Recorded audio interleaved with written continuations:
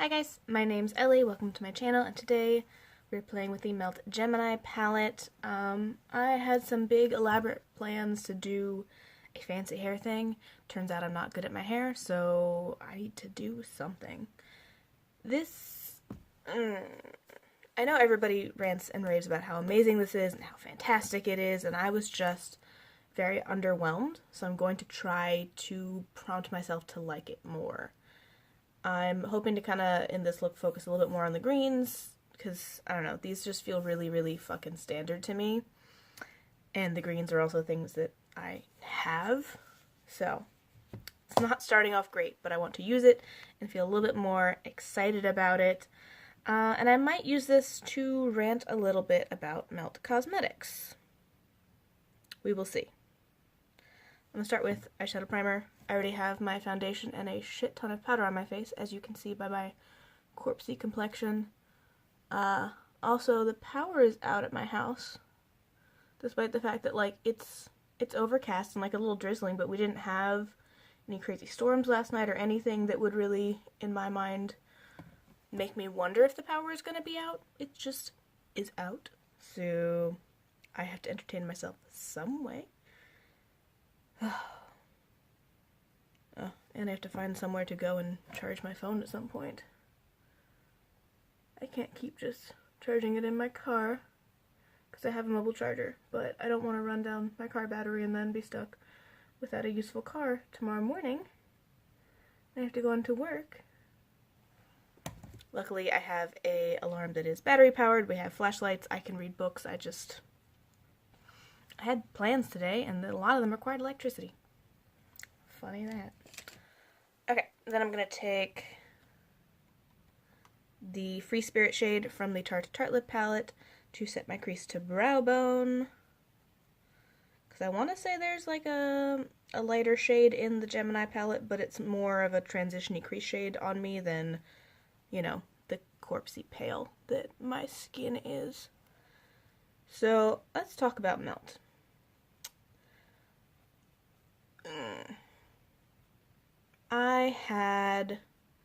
Before this palette, I had one shadow from Melt. They were cool. I was interested. They were different. I was curious about the eyeshadow stack, because that was what they had before the Gemini and 24 palettes. And, oh, now they've got the Smoke Sessions? Yeah, Smoke Sessions.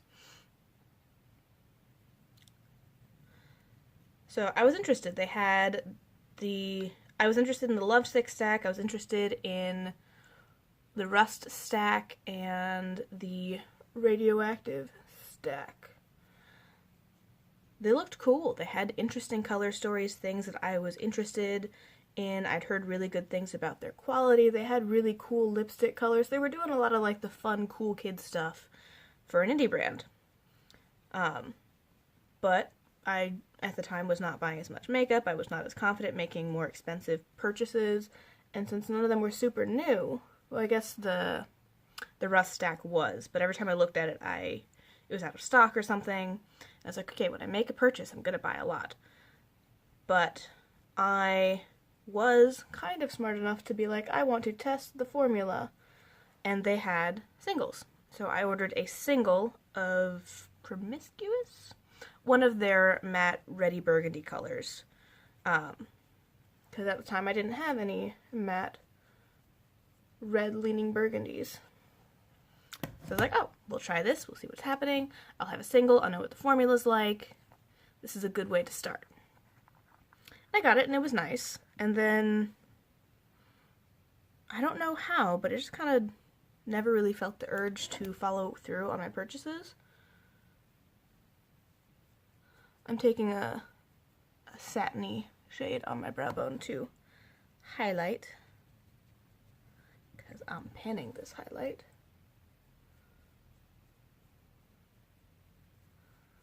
And now we can get into Gemini.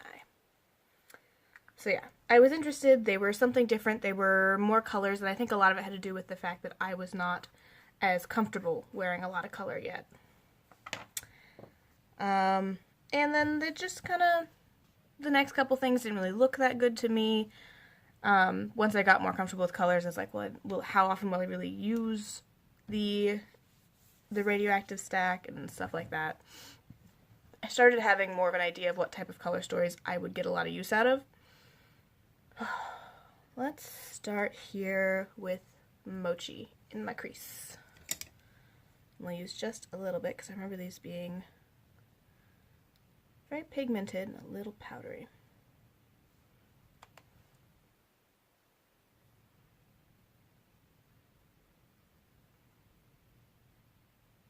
Yeah, so I started to be able to kind of look at the stacks and be like, okay, well, like, will I use this? I'm now fully aware that, like, it's a very different formula, or not formula, packaging that I'm used to, and I don't always use unconventional packaging products as often as I do just easy to pick up palettes. Do I really want to be flipping back and forth between the discs and risking, pushing a nail into one or digging out a chunk on accident? I don't know why, but I feel like it's not blending out quite nice. Let's try a different blending brush. Let's try this guy. We'll start by running over it cleanly.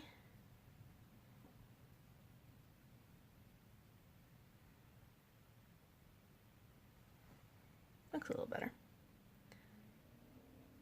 And we'll ruin it by putting more product on.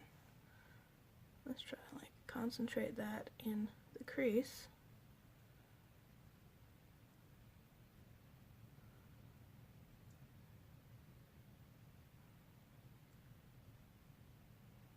I like that a little better.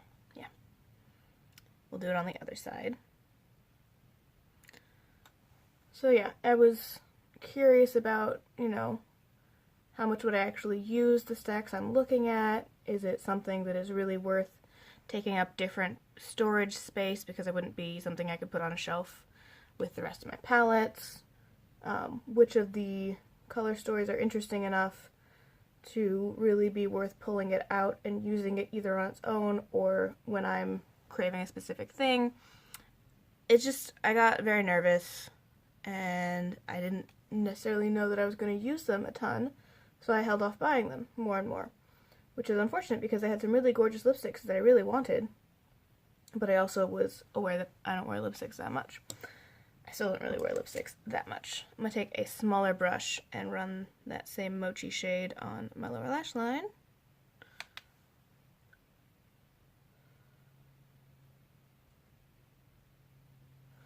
So when this came out, I was interested.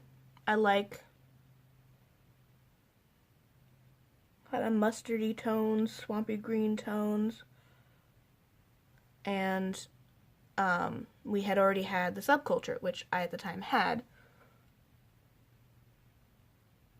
and I liked. I still like it. I gave mine away to a friend because I wasn't using it enough. And I was like, ooh, I can get it. I can compare the shades and whatever. And they did look a lot more unique when I was seeing them being used. So I was quite excited. And then I got it and I opened it up and I just wasn't. It's a lot of mattes. It's a lot of similar toned mattes. Like, I don't feel like we need both Leo and Fire OG. I don't feel like these three are different enough in depth. Like, you can either lose Polka Dot or Cupcake, or honestly, you could potentially make Polka Dot more orangey and then lose Lorelei so that you could just wash this out instead of using a lighter shade. Luna is really, really neutral and light for the rest of the shades. And then this, Gemini, is the most standard peachy, coppery, metallic shade that everybody was doing for a long time. So I remember opening it up and being disappointed because the colors were not as unique as I thought they were going to be. And that just never really went away. The formula is nice.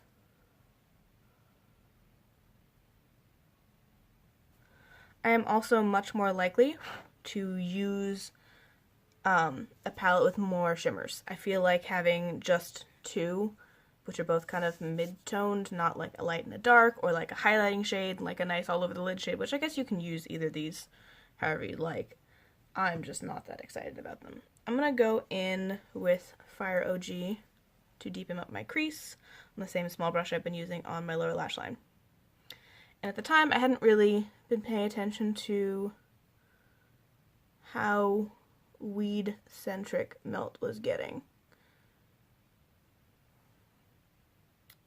Which, to be fair, I will give them benefit for, or I guess bonus points, for the fact that this was limited edition. They brought it back for a couple of restocks, and they really haven't brought it back. It's not something that they called limited edition and then just sold normally. It's not something that they made and then used the fact that it sold out as an excuse to make it permanent. Unfortunately, that also means that this is one of the ones I think could potentially benefit from being a permanent palette, because the next one, 27, was really not as well received, at least among the people I watch. They just didn't like it as much. With something this interesting, this should have been the second palette. It should have been the 27 palette, because they really could use it to kind of expand their, I guess, nudes. They're coppery, peachy, very marketable, very easy to wear nudes. Because they had the grungy rust stack, so if you wanted like some, you know, more rotty type shades, like these kind of remind me of things decaying in the woods, which is nice. I like that, and that's a good color story for me and a lot of other people. But same thing with the rust stack, is it was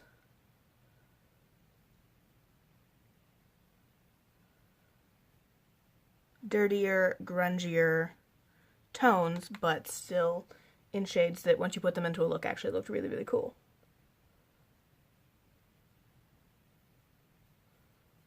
Kind of stuff I like to call sickly nudes, because yellow and green in these tones tends to look quite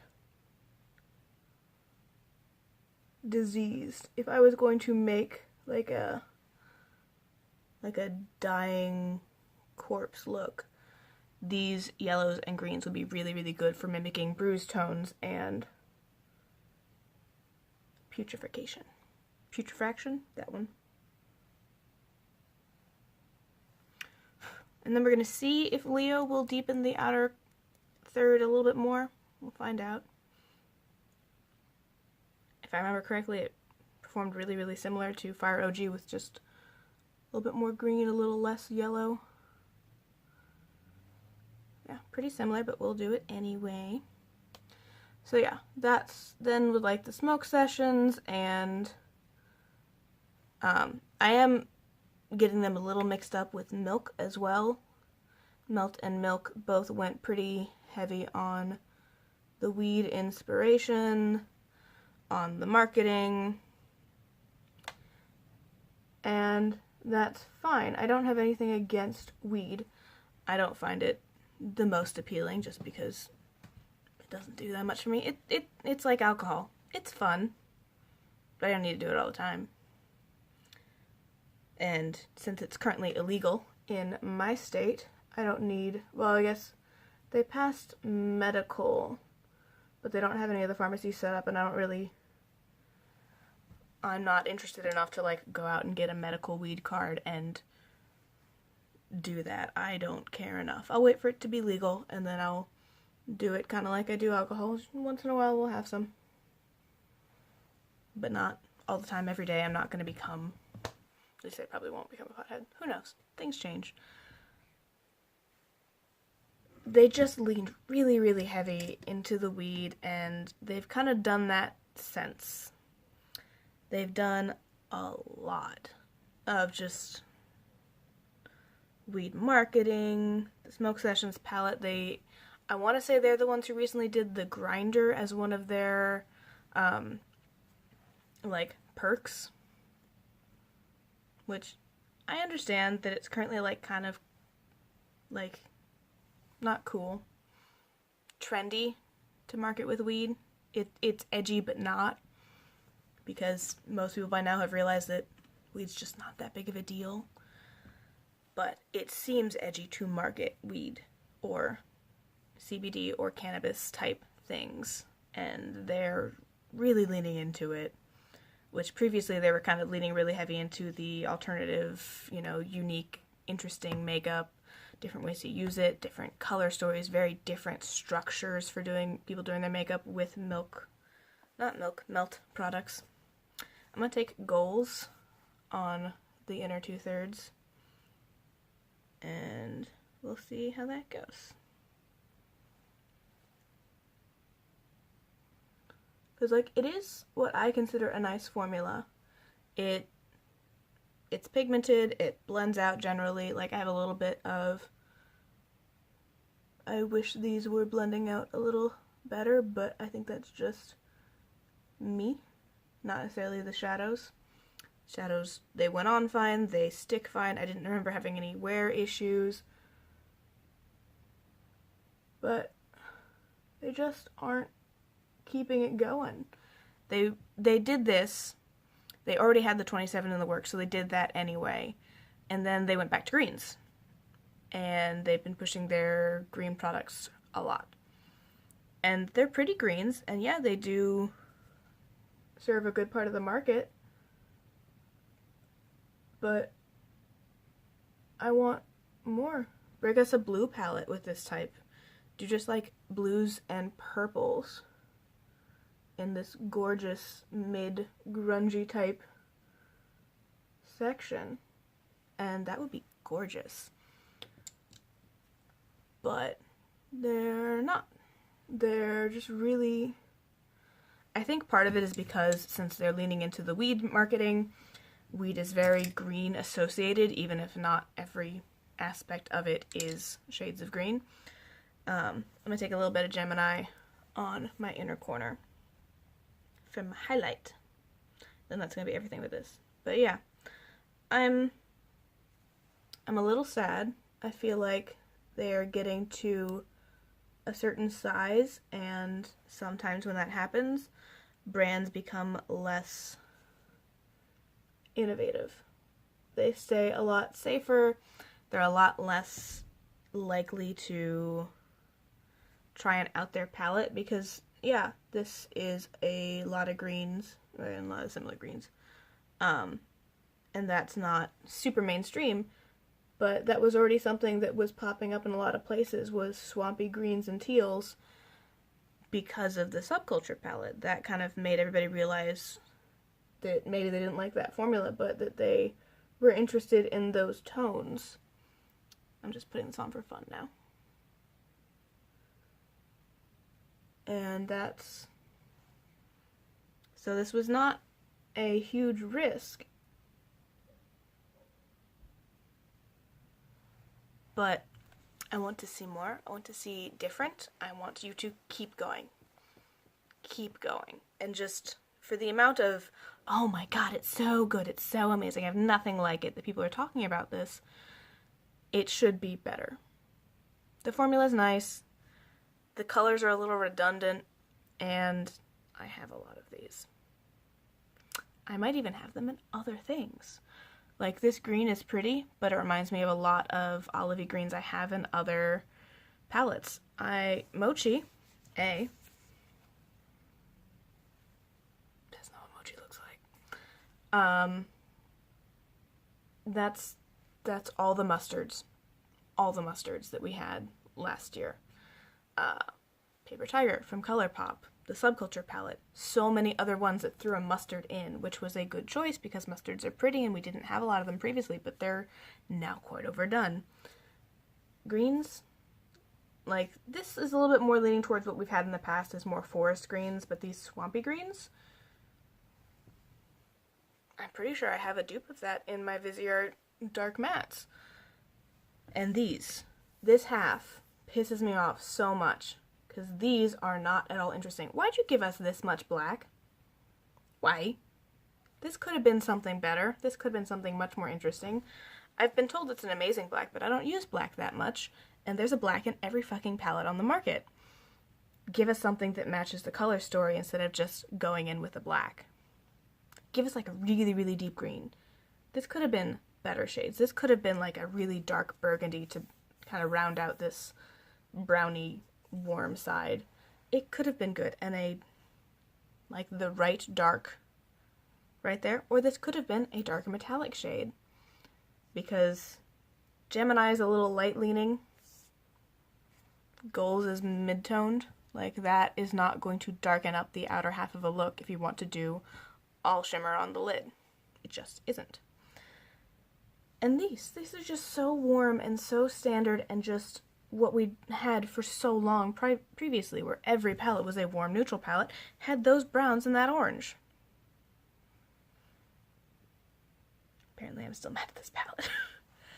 So yeah, I want to see them do different things. They were like the cool kid. They were the interesting color stories. They were the different, out there things, and that's just not happening anymore. They're going very safe, in my opinion, and I'm not that interested in them playing safe.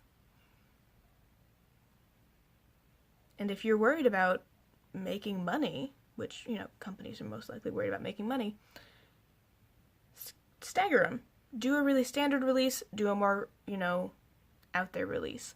Not everything has to be crazy, but some of it should. If it's all really safe, standard, middle of the road, we know this is marketable, we know this will sell well type products, you're just everybody else then. We have all of the middle of the road stuff. We've had them for a long time. The way that brands are going to get noticed and stand out is by doing something different. Something not well served in the market. Because currently, that's blues. People are going shit crazy for blues. For like a blue and purple palette or like a blue and green palette. And you're even seeing the bigger brands try and do it. I haven't seen it from here. They hinted at being interested in blue with the blueprint stack, and then fucking bailed halfway through. They didn't complete the process. They're like, here's some blues, but safe blues, and not that many. And in the stack formula that people have already said they prefer, a lot of people are saying that they prefer the palette format to the stack format. Because, the stack's hard to work with. You have to open up each individual section. It's like those ridiculous child makeup things where you have to take sections off and unscrew sections, then lay it all out as flat things, then screw it all back together to make a column of your makeup. I think it got them attention to have a different format at the start, and then now that they have shown that they're willing to do palettes, people want the palettes. I have heard some people say that the formula is different and the stack formula of shadows is better. If that's the reasoning and you really can't deliver that formula in a palette format, that's a reason to stay with stacks. But then why are you bringing out a lower quality formula in the palettes if you know you can do better, but it has to be in stacks? I don't know. I have a lot of feelings and no electricity at my house. I'm going to finish up my face and I'll come back and hopefully it'll be better. We'll see. Finished look. Yeah. It made a pretty look. I like how it turned out. The quality is nice. I still just wish the color story were better. Or different. Or more complicated. I don't know. Apparently I'm still sassy. So, let me know. Are you guys still super into Melt? Are you more interested in other brands? Do you wish Melt was doing different things? Are you super happy with what they're doing? Let me know down below. I'm gonna go run errands because there's not much to do at my house with no electricity other than books. But I want to do something else. Thank you all for watching. I will see you next time.